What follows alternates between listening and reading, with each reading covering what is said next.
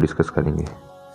جی، سب سے پہلے ہم تلاوت قرآن پاک کے آداب کے بارے میں بات کریں گے۔ قرآن کے کچھ آداب ہیں، ان کا خیال رکھنا چاہیے تاکہ قرأت اللہ تعالیٰ کے لیے تلاوت مقبول اور باعث ثواب ہو۔ مثلا قرأت خالصتاً اللہ تعالیٰ کے لیے کی جائے اور اس کا مقصد اللہ تعالیٰ کی خوشنودی اور ثواب ہو۔ قرآن کریم کی آیت ہے جس کا ترجمہ ہے حالانکہ انہیں یہی حکم دیا گیا تھا کہ وہ بندگی کو اللہ کے لیے خالص رکھیں۔ اس کے بعد قرأت کے وقت ہاتھوں کو بے فائدہ ادھر ادھر پھیلانا نہیں چاہیے۔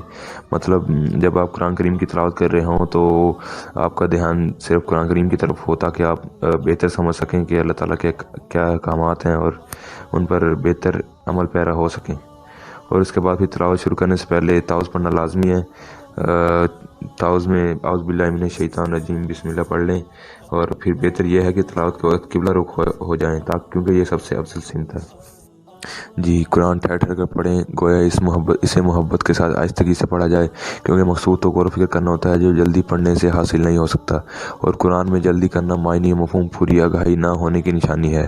اللہ تعالیٰ قرآن مجید میں ارشاد فرماتے ہیں، اللہ تعالیٰ انسان سے سوال کرتے ہیں کہ کیا یہ قرآن میں غور و فکر نہیں کرتے یا ان کے دلوں پر تالے لگ گئے ہیں، اور پھر اپنے ذہن اور فہم کو کام میں لائیں تاکہ یہ سمجھ لیں کہ اس میں کیا کہا جا رہا ہے، کیا احکامات دیے گئے ہیں، کس طرح ان پر عمل پیرا ہونا ہے۔ تلاوت کے وقت خشوع، اطمینان اور وقار کا ہونا ضروری ہے، یعنی کہ اطمینان کے ساتھ، تسلی کے ساتھ اس کو پڑھا جائے، نہ کہ اس میں تیزی کی جائے، اس کو مطلب جلدی ختم کرنے کی کوشش کی جائے۔ آہستگی کے ساتھ، ایک تحمل کے ساتھ پڑھا جائے تاکہ آپ اس میں جو مفہوم ہے اس کو بہتر طریقے سے سمجھ سکیں۔ پڑھتے وقت ہر حرف کی ادائیگی کا حق ادا کریں تاکہ لفظ پورا ہونے پر کلام واضح ہو جائے، کیونکہ ہر حرف کے بدلے 10 نیکیاں ہیں۔ اور پھر بے فائدہ باتوں کے لیے قرآن منقطع نہ کریں۔ جب آپ قرآن مجید کی تلاوت کر رہے ہوں تو کوئی بے فائدہ بات کرنے کے لیے اپنا ایک تسلسل نہ توڑیں اور تلاوت کو جاری رکھیں۔ فضول باتوں کے لیے آپ اپنا قرأت کو منقطع نہ کریں۔ ہمیشہ تلاوت کے معمول سے قرآن کی حفاظت کریں تاکہ اسے بھول جانے کا عارضہ پیش نہ آئے، یعنی کہ اگر آپ قرآن مجید پڑھتے ہیں، قرآن مجید روزانہ پڑھنا چاہیے، اور اگر آپ مسلسل پڑھیں گے تبھی آپ کو وہ قرآن مجید یاد رہے گا۔ جیسے حافظ لوگ ہوتے ہیں وہ حفظ کر کے اکثر وہ چھوڑ دیتے ہیں، جس کی وجہ سے ان کو کافی صورت اور آیات وغیرہ بھول جاتی ہیں۔ تو مسلسل قرآن مجید کی تلاوت کرنے سے ہی قرآن مجید یاد رہتا ہے اور دل میں بس جاتا ہے۔ پچھلی سلائیڈ میں جو میں نے بات کی کہ قرآن مجید کو معمول میں ادا کیا جائے تاکہ اس کو بھول جانے کا عارضہ پیش نہ آئے، تو حدیث میں آتا ہے کہ عبداللہ بن عمر رضی اللہ عنہ روایت کرتے ہیں کہ رسول صلی اللہ علیہ وآلہ وسلم نے فرمایا، اور جب قرآن کو یاد کرنے والا کمر بستہ ہو کر دن رات اسے پڑھتا رہے تو اسے یاد رہتا ہے، اور اگر اسے نہ کرے تو بھول جاتا ہے۔ یعنی کہ جب قرآن مجید کو آپ مسلسل پڑھتے ہیں، ادا کرتے رہتے ہیں تو وہ آپ کو یاد رہتا ہے، اور اگر آپ ایک عرصہ سے اس کو مطلب ہاتھ بھی لگایا آپ اس کو پڑھتے نہیں ہیں تو پھر وہ قرآن آہستہ آہستہ آپ کے ذہن سے نکل جاتا ہے۔ اور پھر یہ ہے کہ جس قدر ممکن ہو قرآن کو اچھی آواز سے پڑھیں۔ اللہ تعالیٰ قرآن مجید میں فرماتے ہیں، سورۃ المزمل کی آیت نمبر 4 ہے جس کا ترجمہ ہے، اور قرآن کو ٹھہر ٹھہر کر صاف پڑھا کر، یعنی اس کو صاف آواز میں بہترین انداز میں ادا کیا جائے۔ اور پھر حدیث ہے کہ قرآن کو اپنی آواز سے مزین کریں، قرآن مجید کو اچھی آواز میں ادا کریں، اس کو پرستائش آواز میں ادا کریں تاکہ اس کا حق ادا ہو جائے۔ اب ہم قرآن مجید کو چھونے کے آداب کے بارے میں بات کریں گے۔ قرآن کریم اللہ تعالیٰ کا کلام ہے، یعنی اس کی مخلوق نہیں بلکہ صفت ہے۔ کلام الہی لوح محفوظ میں ہمیشہ سے ہے اور یہ ہمیشہ رہے گا۔ اللہ تعالیٰ نے خود قرآن مجید میں فرمایا ہے کہ یہ قرآن مجید میں نے نازل کیا اور میں خود اس کا نگہبان ہوں، اور قیامت تک اللہ تعالیٰ نے اس کو محفوظ کر دیا ہے۔ یعنی اللہ تعالیٰ نے سارے کلاموں میں سب سے افضل اور اعلیٰ اپنا پاک کلام یعنی قرآن مجید قیامت تک آنے والے تمام انسانوں کی ہدایت و رہنمائی کے لیے سارے انسانوں میں سب سے افضل اور اعلیٰ و مشہور حضور اکرم صلی اللہ علیہ وآلہ وسلم کے اوپر سب سے زیادہ مکرم فرشتے کے ذریعے نازل کیا۔ اس پاک کلام کے نزول کی ابتدا سب سے افضل مہینے یعنی رمضان المبارک کی سب سے افضل رات یعنی لیلۃ القدر میں ہوئی۔ اللہ تبارک تعالیٰ جنت میں جنتیوں کے سامنے خود اپنے کلام پاک کی تلاوت فرمائیں گے۔ اللہ تعالیٰ کا قرآن کریم میں ارشاد ہے کہ جس آیت کا ترجمہ ہے، اس کو یعنی قرآن کریم کو وہی لوگ چھو سکتے ہیں جو پاک ہیں۔ اللہ تعالیٰ نے واضح یہاں پہ ہدایت دے دی ہے کہ قرآن مجید کو کون لوگ چھو سکتے ہیں، وہی چھو سکتے ہیں جو پاک ہیں۔ اور یہاں پر حضرت عمر فاروق رضی اللہ عنہ کا واقعہ بہت مشہور مقول ہے کہ جب وہ اسلام کی تاریخ میں ہر جگہ ان کا ذکر ہوتا ہے، انہوں نے اپنی بہن کو قرآن پڑھتے ہوئے جب دیکھا تھا تو انہوں نے بھی چاہا کہ وہ بھی قرآن کے ورق جو ہیں، قرآن کے اوراق کو چھونا چاہیں، اس کو دیکھنا چاہیں۔ تو اس کی بہن کیا پڑھ رہی ہے، تو اس کی بہن نے قرآن کی یہ آیت پڑھ کر اس کو چھونے سے دینے سے انکار کر دیا کہ اس کو پاک لوگوں کی سوا کوئی نہیں چھو سکتا۔ حضرت عمر فاروق رضی اللہ عنہ نے مجبور ہو کر غسل کیا اور پھر قرآن کریم کے اوراق پڑھے۔ اور پھر قرآن کو چھونے کے اور بھی کچھ آداب ہیں جن میں حدث سے پاک وضو ہو کر تلاوت کریں، خواہ یہ حدث چھوٹا ہو یا بڑا۔ اللہ تعالیٰ قرآن کریم میں فرماتے ہیں اس پر بس پاک فرشتے ہی ہاتھ لگاتے ہیں، مطلب جو لوگ پاک ہوتے ہیں وہی اس کو ہاتھ لگا سکتے ہیں۔ اس آیت میں پاک بازی کہہ کر جنابت کو خارج کیا گیا ہے، نہ کہ بے وضوئی کو، کیونکہ حدیث شریف میں آتا ہے مسلمان کبھی پلید نہیں ہوتا۔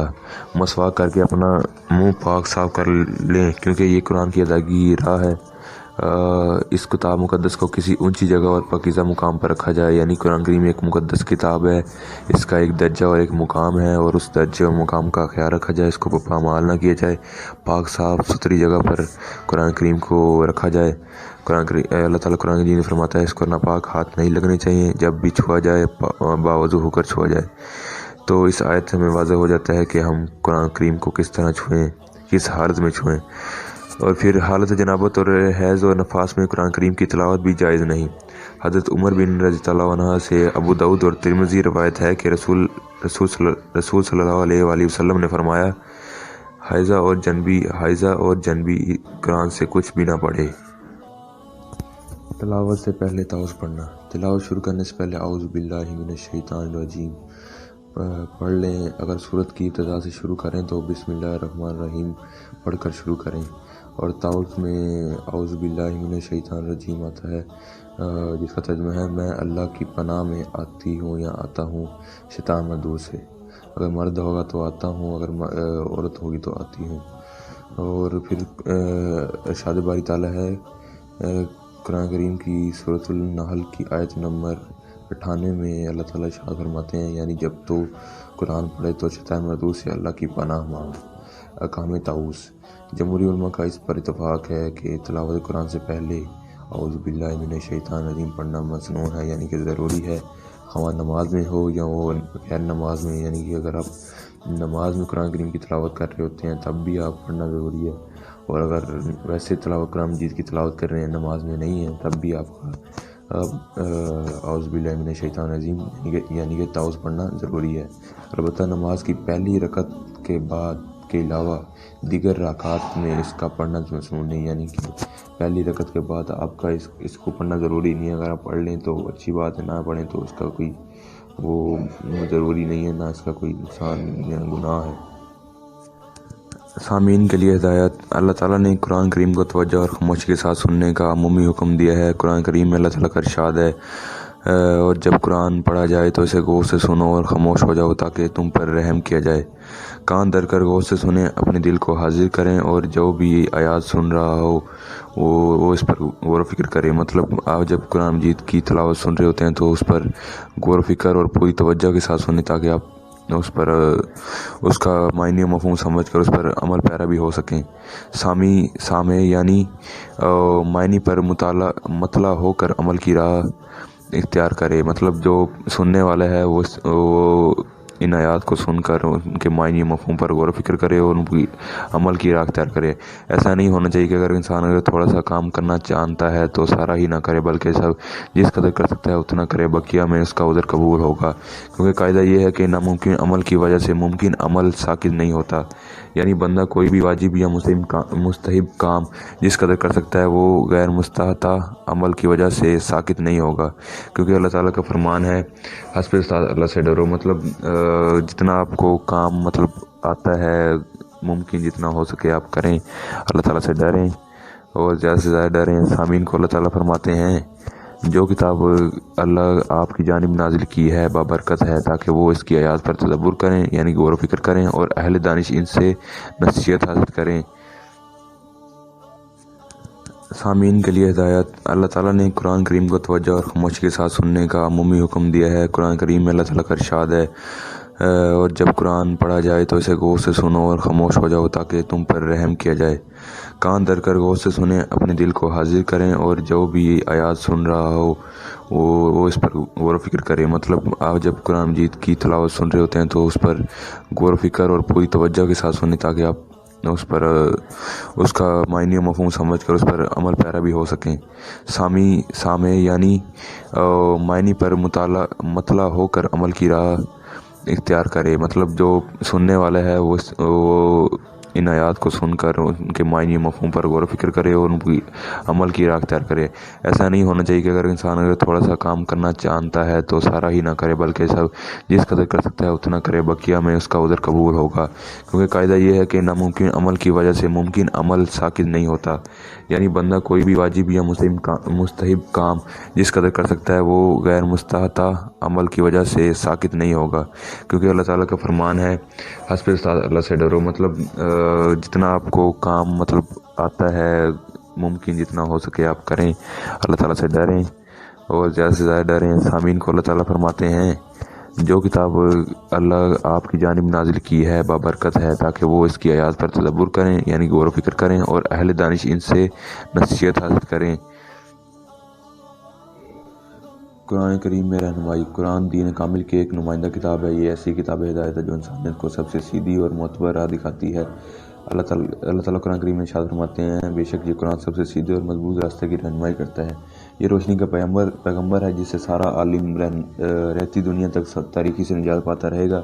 कुरान करीम अल्लाह ताला का इरशाद है, अल्लाह ने तुम्हारे लिए कुरान नाजिल किया है, रसूल तुम पर अल्लाह की वाज़ेह आयात पढ़ कर सुनाते हैं ताकि ईमान और अमल साले करने वालों को तारीकियों से निकाल कर रोशनी में लाएं। अल्लाह ताला कुरान करीम में इरशाद फरमाते हैं, अगर हम ये कुरान किसी पहाड़ पर उतार देते तो तुम देखते कि वो लज़्ज़ा पर अंदाम है और इब्तिलाई से रेज़ा हो चुका होता।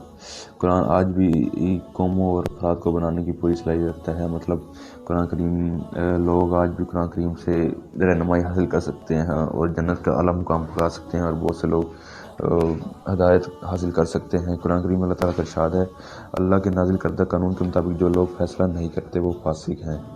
अल्लाह ताला कुरान करीम में इरशाद फरमाते हैं, और खुदा की रस्सी को सब मिलकर मजबूती से पकड़ लो और हम इंतशार पैदा न करो।